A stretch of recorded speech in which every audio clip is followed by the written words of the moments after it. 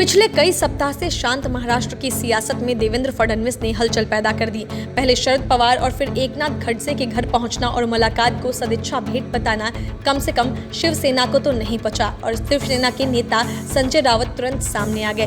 BJP छोड़कर NCP में शामिल हुए एकनाथ खड़से के घर अचानक फडणवीस का जाना मायने रखता है। यह बात फडणवीस पहले से जानते थे कि खड़से घर पर नहीं है और वे मुंबई में हैं। फिर भी उनके घर जाकर फडणवीस ने जो सियासी संकेत दिए उसके मायने उद्धव ठाकरे की सेना को बेचैन करने के लिए काफी हैं। बीजेपी का कहना है कि फडणवीस बीजेपी सांसद और खड़से की बहुरक्षा से सद्भावना भेंट के लिए गए थे। फिलहाल फडणवीस महाराष्ट्र में तूफान से हुए नुकसान का जायजा ले रहे हैं। इसी कड़ी में वे आज जलगांव के दौरे पर थे, जिसकी शुरुआत उन्होंने खड़से के घर से की। महाराष्ट्र की सियासत में पूर्व मुख्यमंत्री और एनसीपी नेता एकनाथ खड़से को धुर विरोधी माना जाता है, जिसकी बानगी राज्य की जनता ने कई बार देखी भी है।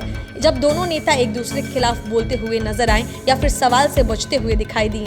बीजेपी में देवेंद्र फडणवीस से नाराज होकर एकनाथ खड़से ने पार्टी छोड़ दी थी और एनसीपी का दामन थाम लिया था।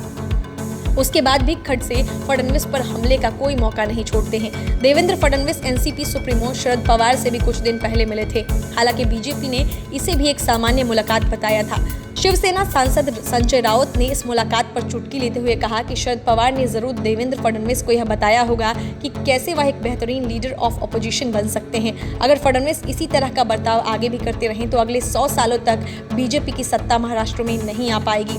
भले ही बीजेपी इस मुलाकात को एक सद्भावना भेंट कह रही हो, लेकिन राजनीतिक पंडित इसे एक पूर्व नियोजित मुलाकात बता रहे हैं। जलगांव में बीजेपी को होते नुकसान के बाद पार्टी के नेता डैमेज कंट्रोल में भी जुट गए हैं।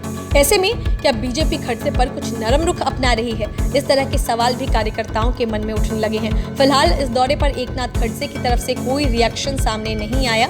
हालांकि एनसीपी ज्वाइन करते समय खड़से ने कहा था कि शरद पवार उन्हें पार्टी में मौका देकर उनका सम्मान बढ़ाया है, जिसे वे कभी नहीं भूलेंगे। Bureau report, news of India.